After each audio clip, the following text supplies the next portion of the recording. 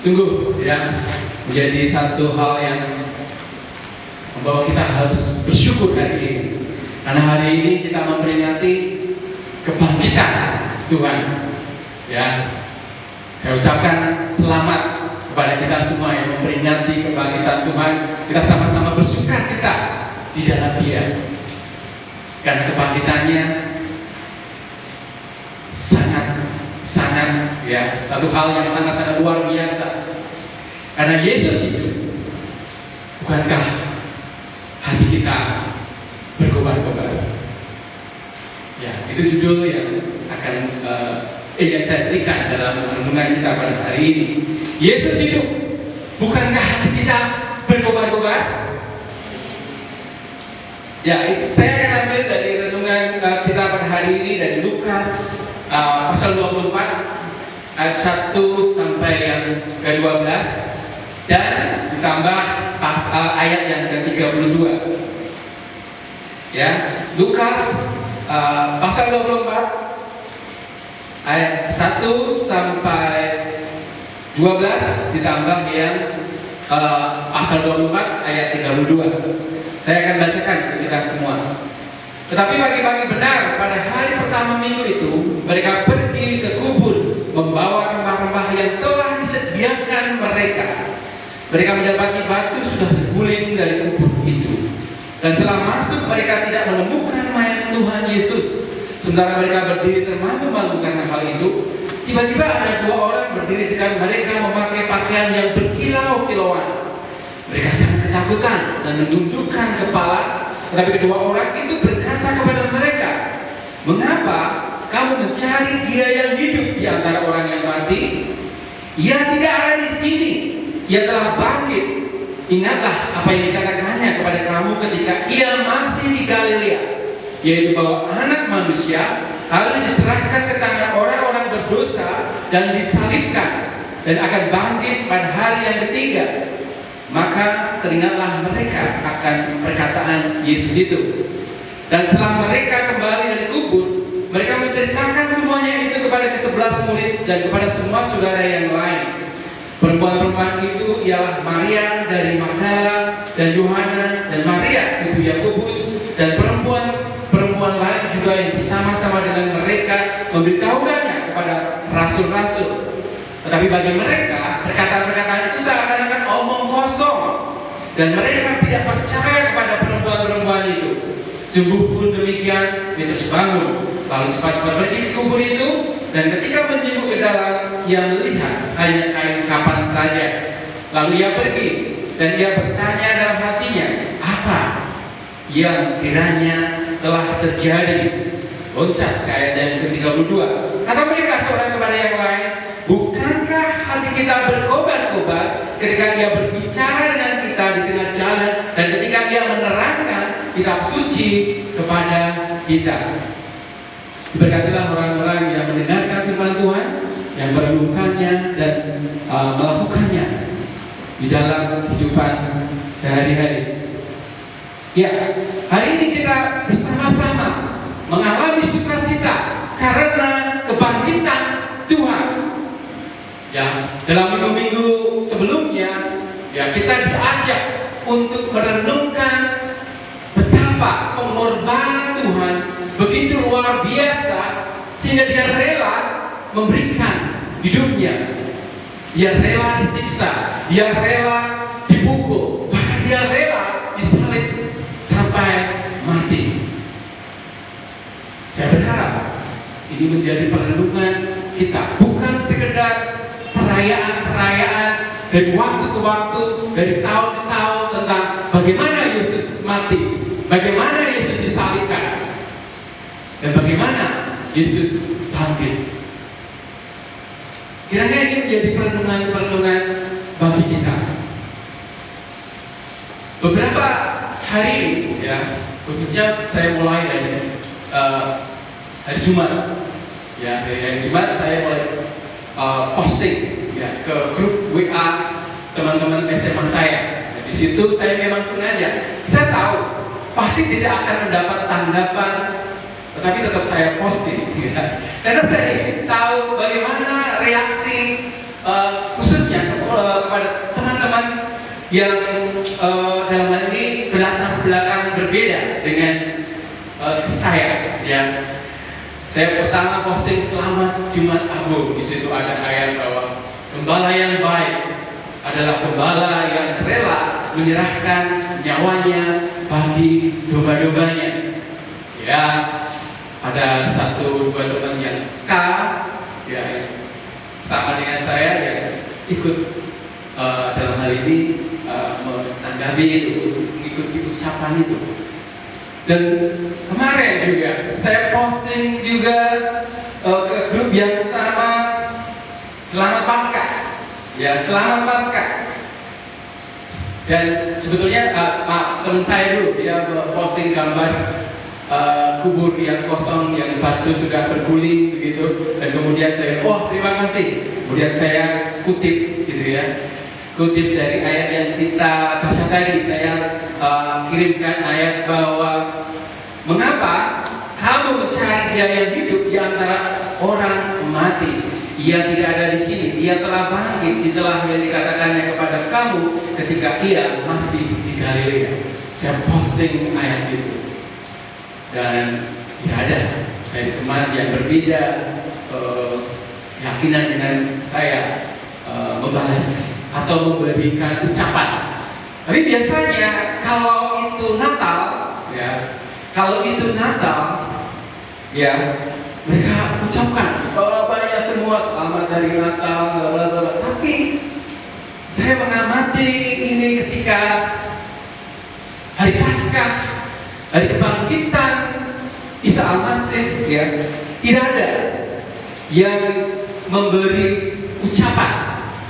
Ya, memang maksud saya bukan saya merasa membuat suatu permasalahan atau bagaimana, tapi saya hanya mau cek saja. Karena saya mau hanya cek saja, dan saya bilang kepada teman saya, ya, kepada teman saya yang posting gambar kubur yang batunya sudah bergeser. Saya bilang ke teman saya, test the water, dunia roh guncang, gitu ya. Karena memang peristiwa tentang kebangkitan Tuhan Yesus, ya, peristiwa tentang kematian, tentang kebangkitan Tuhan Yesus, itu berita yang sungguh menggoncangkan. Bukan hanya menggoncangkan dalam hal jasmani, tapi itu adalah juga menggoncangkan di dalam dunia rohani. Dalam hal jasmani atau secara fisik, mungkin orang-orang akan terus bertanya, mana mungkin orang mati bisa bangkit? Mana mungkin orang yang sudah disalibkan dan mati bisa hidup lagi? Ini menjadi kegoncangan secara rasio, saudara. Kegoncangan secara rasio, karena rasio selalu mengatakan bagi mereka yang mati tidak akan bisa hidup lagi. Mati artinya nafas berhenti, semua sistem tubuh berhenti, tidak bisa melakukan apa-apa, ya mati setelah itu dikuburkan.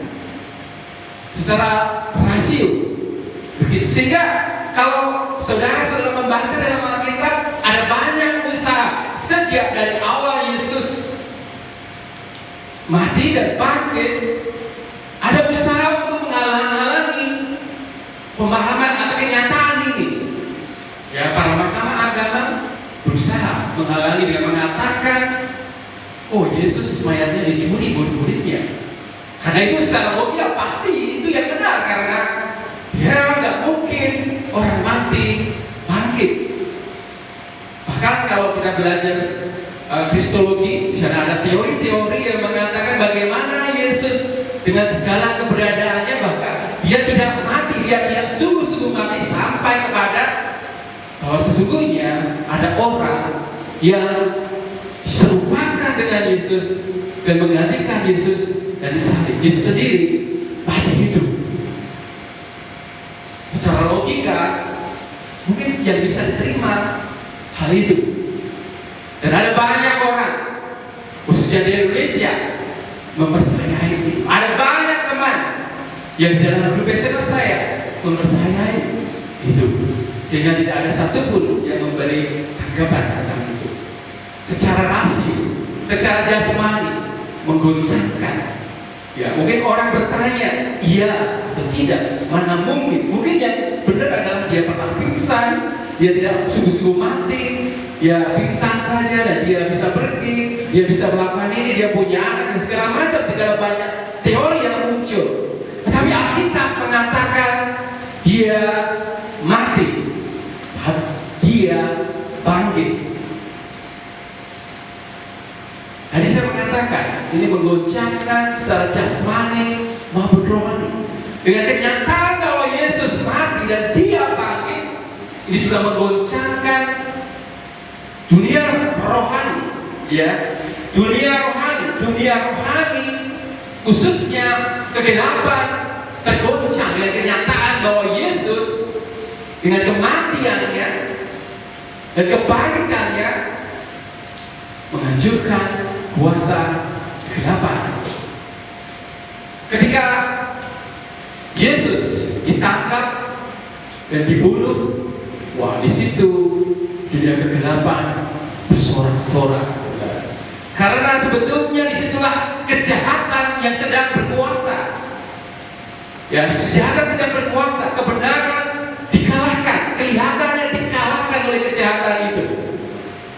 Karena ada banyak orang yang pada waktu itu berteriak-teriak, salibkan dia, salibkan dia. Dan Yesus pada akhirnya disalibkan, walaupun tidak ada satupun kesalahan yang ditemukan dalam dirinya, sehingga kebenaran yang seakan-akan kalah dengan kegelapan. Ada banyak orang berkata, kalau yang benar itu pasti banyak yang mendukung. Ya, kalau kebenaran itu pasti banyak yang mendukung, saudara. Tapi kenyataannya kalau kita melihat peristiwa Yesus, tidak demikian. Kebenaran kadangkala menjadi satu hal yang malah disingkirkan. Kegelapan menguasai. Ya, kesalahan, kedustaan itu yang seringkali menguasai. Tetapi dengan kenyataan bahwa kelihatannya kebenaran itu kalah, itu pikiran-pikiran yang akhirnya dunia kegelapan goncang karena ternyata Yesus bangkit. Dia mengalahkan maut, dia mengalahkan kematian, sehingga kita semua di sini bisa hidup seperti Yesus hidup. Orang yang percaya kepadanya akan hidup. Dan saudara, Rasul Paulus mengatakan bahwa tentang Yesus ini, dan dia datang, ya, dalam rupa Allah, dan walaupun dalam rupa Allah dia tidak mempertahankan keserupaan itu, ya, malah dia menggambarkan dirinya, lalu dia mengambil rupa seorang hamba, dan kemudian dia taat sampai mati di kayu salib, dan dia mati dan dibangkitkan. Ini menjadi satu misteri, saudara, bagi orang-orang yang di luar sana, saudara. Ya, mungkin bagi kita di sini ini satu misteri yang sudah dibuka, ya, kuncinya, sehingga misteri itu bukan lagi misteri. Yang rahasia itu bukan lagi rahasia, karena di dalam dia rahasia Allah dinyatakan. Ya, kematian tidak lagi menguasai bagi orang-orang yang hidup mengikut Yesus, dan pemberitaan tentang kematian dan kebangkitan Kristus ini menjadi pusat pemberitaan. Kalau saudara-saudara melihat, ya, kisah para rasul, bagaimana para murid mulai memberitakan tentang Yesus, itu yang menjadi pusat dari pemberitaan para murid bahwa Yesus mati, Yesus bangkit. Rasul Paulus, ya, yang mengatakan tentang pentingnya, ya, kematian dan kebangkitan Kristus di dalam 1 Korintus 15 ayat 12 sampai 18. Ya, 1 Korintus 15 ayat 12 sampai 18. Saya akan bacakannya. Jadi bagaimana kami beritakan bahwa Kristus dibangkitkan dari antara orang mati, bagaimana mungkin ada di antara kamu yang mengatakan bahwa tidak ada kebangkitan orang mati? Kalau tidak ada kebangkitan orang mati, maka Kristus juga tidak dibangkitkan. Tetapi andai kata Kristus tidak dibangkitkan, maka sia-sialah pemberitaan kami dan sia-sialah juga kepercayaan kamu. Lebih daripada itu, kami ternyata berdusta terhadap Allah. Karena tentang Dia, kami katakan bahwa Ia telah membangkitkan Kristus, padahal Ia tidak membangkitkannya. Kalau andaikan benar bahwa orang mati tidak dibangkitkan, sebab jika benar orang mati tidak dibangkitkan, maka Kristus juga tidak dibangkitkan. Dan jika Kristus tidak dibangkitkan, maka sia-sialah kepercayaan kamu, dan kamu masih hidup dalam dosamu. Demikianlah binasa juga orang-orang yang mati dalam Kristus. Begitu pentingnya kematian dan kebangkitan Kristus. Dan kita tadi membaca satu kisah tentang bagaimana Kristus bangkit, yang diawali dari perempuan-perempuan yang pada hari itu ya setelah penguburan Yesus mempersiapkan rempah-rempah untuk datang paginya ke kubur Yesus. Dan ketika mereka pergi ke kubur Yesus, ternyata kubur sudah terbuka dan mereka mencari Yesus di situ. Tetapi mayat Yesus sudah tidak ada. Di dalam kebingungan yang tadi diceritakan, di dalam kebingungan ada malaikat yang berjubah berkilau-kilau yang membuat para wanita itu ya ketakutan, dan malaikat ini memberitahu bahwa Yesus hidup. Ya, Yesus hidup. Dia bilang, mengapa kamu mencari Dia yang hidup di antara orang mati? Ia tidak ada di sini. Ia telah bangkit. Dan seterusnya. Malaikat memberitakan bahwa Yesus tidak ada di situ bukan karena dicuri, bukan karena sebelumnya Dia pingsan, tetapi karena Dia memang hidup dan Dia telah bangkit dari kematian. Apa yang terjadi ini? Ya, berita dari malaikat ini sebetulnya bukan berita yang memang terjadi pada hari itu saja, tapi sebetulnya adalah hal-hal yang juga sudah Yesus sampaikan sebelumnya. Ya, Yesus sudah menyampaikan sebelumnya bahwa anak manusia akan mengalami penderitaan, akan disalibkan, dan setelah hal itu pada hari yang ketiga Dia akan bangkit. Sebetulnya menjadi suatu berita atau sebelumnya menjadi suatu nubuat yang Yesus sendiri sudah sampaikan kepada para muridnya pada waktu itu.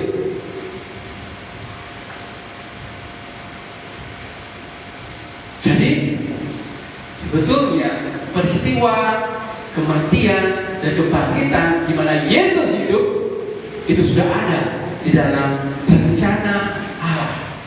Dia hidup sehingga kegelapan guncang. Dia hidup sehingga kematian tidak lagi menguasai. Yesus, ya kalau kita membaca keseluruhan di dalam pasal 24 dari Injil Lukas ini memberitahu kita bagaimana selalu Dia mulai dari para perempuan ini, ya malaikat yang memberitakan. Kemudian malaikat menerangkan tentang apa yang pernah diucapkan Yesus. Dan kemudian setelah itu para wanita itu memberitahu para murid, ya. Dan kemudian ada perjalanan para murid yang pergi ke dua orang murid yang pergi ke Emmaus, dan Yesus datang menampakkan diri kepada mereka dan juga menerangkan bagaimana Dia sudah mengatakan peristiwa sebelumnya dan seterusnya kepada 11 murid dan seterusnya dan seterusnya. Artinya di sini rupa-rupanya pada waktu itu ya para murid juga sudah diberitahu, tapi juga tidak memahami apa yang diberitahukan, ya, tidak memahami apa yang diberitahukan bahwa Yesus akan mati, bahwa Yesus akan hidup. Mereka tidak memahami, tapi karena walaupun demikian, ya Yesus tidak seperti datang dan sama mereka. Ya walaupun mungkin di perjalanan dengan apa? Dalam kisah perjalanan dua orang ke Emmaus, Yesus mengatakan betapa ya semua sepertinya degil hatimu, ya nggak bisa lihat kebenaran. Ya, saya menyadari mungkin para murid, para wanita yang datang pada waktu itu tidak bisa mengerti, tidak bisa memahami tentang kebenaran bahwa Yesus hidup. Kan mungkin peristiwa-peristiwa di dalam kehidupan mereka. Ya sebelumnya mereka begitu sedih ya dengan Yesus disalib. Ya realitas yang mereka temui berbeda dengan yang mereka harapkan. Kalau saudara membaca perjalanan dua murid ke Emmaus ini, ya, dua murid itu bilang, Yesus ini yang kami harapkan, yang akan menduduki, yang akan membebaskan Israel, yang akan menduduki pemerintahan. Rupanya mereka masih punya pikiran-pikiran tentang kalau Yesus ada, bahwa ada sesuatu yang akan luar biasa terjadi secara politik. Ya, jadi saya pikir ini jadi suatu hal yang campur bau. Hati mereka yang sedih karena ditinggalkan orang yang mereka kasihi, tapi juga harapan-harapan yang pernah terus tersimpan dalam kehidupan mereka supaya ada suatu ketika mengikut Yesus bisa mengalami kejayaan seperti pada masa Raja Daud. Tapi ya setelah firman Tuhan disampaikan kembali, diingatkan kembali, mereka semakin ingat. Dan pada akhirnya mereka memahami bahwa apa yang Yesus mau, apa yang dilakukan Yesus bukan seperti apa yang mereka pikirkan. Ini bisa menjadi refleksi bagi kita. Satu pertanyaan, apa makna Yesus hidup bagi Anda? Apa makna Yesus hidup bagi Anda? Mungkin kita selalu mendengar tentang Yesus mati, Yesus hidup, ya, tapi kita tidak pernah tahu secara realitas, ya, secara kenyataan bahwa benar-benar Dia hidup. Kita dengar dari kisah-kisah dari kitab suci tentang bagaimana Dia bangkit dari kematian, Dia menampakkan diri kepada murid ini, kepada murid itu, bahkan kepada 500 orang sekaligus menurut kisah suci, kitab suci. Ini mungkin di antara kita di masa sekarang dan zaman ini belum pernah. Saya nggak tahu, mungkin ada yang pernah bertemu dengan Yesus, tapi kebanyakan belum. Saya sendiri belum. Dan realitas dunia ini, saudara, ketika saya membaca buku-buku, ya, orang semakin lama semakin nanti pada kenyataan bahwa orang-orang akan menjadi ateis, tidak percaya kepada Tuhan lagi karena tidak masuk akal Tuhan itu, atau agnostis, ya antara percaya antara tidak, agnostis, ya antara ya Tuhan ada, Tuhan tidak.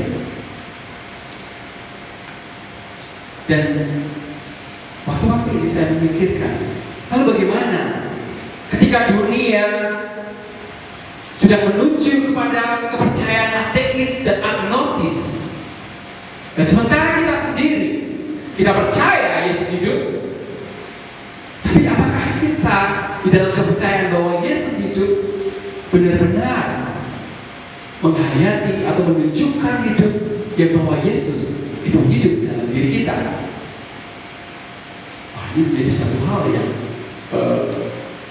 perlu mendapatkan perhatian yang khusus. Bagi saya, walaupun saya tidak melihat secara kasat mata bahwa Yesus yang ada di 2000 tahun yang lalu itu hidup, Dia juga hidup sekarang, saya tetap berani mengatakan bahwa Dia hidup dengan saya menyatakan tentang pengalaman-pengalaman hidup saya yang Tuhan sudah kerjakan. Jadi saya menghayati bahwa Yesus hidup, saya mengalami pengalaman bahwa Dia hidup, Dia ada, Dia nyata di dalam kehidupan saya secara pribadi. Banyak hal saya melihat bahwa Dia hidup, walaupun saya tidak bisa melihat secara mata. Mungkin di kelas saya banyak cerita tentang bagaimana Tuhan menolong ketika saya salah nama, naik pesawat tiket salah nama. Saya berdoa pada Tuhan, Tuhan saya sudah ketinggalan pesawat kemarin, ya, dan saya hari ini mau naik pesawat dan nama saya keliru. Kalau saya balik ke tempat orang jual tiket, kemudian nanti gimana? Belum tentu mau dirubah. Kalau dirubah, saya ketinggalan pesawat lagi. Dan waktu itu saya berdoa, Tuhan, tolong supaya seorang yang melihat tiket dan KTP saya tidak tahu bahwa itu salah. Dan saya melihat, mungkin ini bagi orang-orang tertentu mungkin pikir, wah itu salah, kenapa nggak dibenerin? Tapi situasi yang menuntut, akhirnya saya berdoa dan benar melalui 2 pemeriksaan. Saya mengalami, saya tetap bisa naik pesawat. Ya. Saya bersyukur di situ. Dan mengalami juga lapangan. Seperti sudah saya ceritakan dari Selasa kemarin, saya mengalami itu. Tapi juga di hal yang lain, ketika saya berduduk di hadapan Tuhan, saya coba bertanya, Tuhan, apa yang harus saya sampaikan kepada orang ini? Dan ada suara seperti mengatakan, dia masalah pekerjaan, kesulitan, hanya begitu saja. Kemudian percakapan saya arahkan kepada pekerjaan. Dan rupanya dari itu orang itu mulai cerita, dulu saya di tempat pekerjaan sebagai pegawai tetap, tapi sekarang sudah mulai mau dirubah jadi outsourcing, jadi terhadap kontrak yang sewaktu-waktu saya bisa dikeluarkan. Nah disitulah akhirnya saya mendoakan orang itu. Yesus hidup, yang saya maknai adalah Dia menyertai saya di dalam setiap hidup saya. Baik ketika saya mengalami masalah seperti yang saya ceritakan tadi, ada banyak hal yang mungkin itu 1-2, sehingga saya berani mengatakan bahwa Dia hidup, Dia ada. Itu bagi saya. Dan saya yakin setiap kita punya pengalaman-pengalaman yang sama bahwa Dia hidup. Amin saudara. Dan harusnya saudara mengalami. Kalau saudara tidak mengalami, carilah pengalaman itu, karena Dia hidup. Dia bukan hanya sekedar berita pada masa lalu bahwa Dia hidup. Dia memang hidup sampai sekarang. Firman Tuhan berkata seperti itu, yang menunjukkan seperti itu. Jadi kita ketika ditanya bukti apa bahwa Tuhanmu hidup, kita bisa bilang ini, cerita ini, cerita ini, cerita ini, saya mengalami ini, saya mengalami itu. Ada orang begini, ada orang begitu. Dirubahkan Tuhan menjadi orang-orang yang hidup. Yesus hidup bukan isapan jempol. Dia benar-benar hidup. Ketika mendengar hal ini, bukankah hati kita berkobar-kobar? Ini memang pernyataan yang disampaikan oleh salah satu dari 2 orang yang pergi ke Emmaus. Bukankah hati kita berkobar-kobar? Ya, kalau tadi saudara lihat di ayat yang 32 dari pasal 24, dan katakan, bukankah hati kita berkobar-kobar ketika Ia berbicara dengan kita di tengah jalan, dan ketika Ia menerangkan kitab suci kepada kita? Bukankah hati kita berkobar-kobar? 2 orang murid yang mendapatkan penjelasan langsung dari Yesus tentang bagaimana Dia hidup, hati mereka dipenuhi dengan sukacita, dengan berkobar-kobar. Bukan hanya berkobar-kobar karena sukacita saja Tuhan, saudara-saudara. Kalau saudara lihat ya di ayat yang selanjutnya, ya mereka setelah sampai, mereka pergi ke Emmaus. Emmaus dari Yerusalem itu berjalan sekitar, kata mereka itu, sesungguhnya Tuhan telah bangkit dan telah menampakkan diri diri kepada Simon. Lalu kedua orang itu pun menceritakan apa yang terjadi di tengah jalan dan bagaimana mereka mengenal dia pada waktu dia memecah-mecahkan roti. Hati-hati mereka, ya hati mereka berkobar-kobar ingin juga menceritakan apa yang terjadi kepada teman-teman mereka. Jadi walaupun mereka sudah melakukan perjalanan 12 kilo, mereka istirahat pada waktu itu, dan kemudian ketika mereka mendengar penjelasan Yesus, mereka kembali lagi ke Yerusalem untuk memberitahu apa yang terjadi. Bukankah hati kita berkobar-kobar untuk mendengar bahwa Dia hidup? Apakah ini akan berhenti di kita atau akan terus berlanjut? Tergantung apakah hati kita berkobar-kobar. Saya berharap hati kita berkobar-kobar untuk memberitakan kebangkitan Dia yang sudah mati menebus dosa kita. Dia sudah bangkit mengalahkan maut. Bukankah hati kita berkobar-kobar karena Yesus hidup? Mari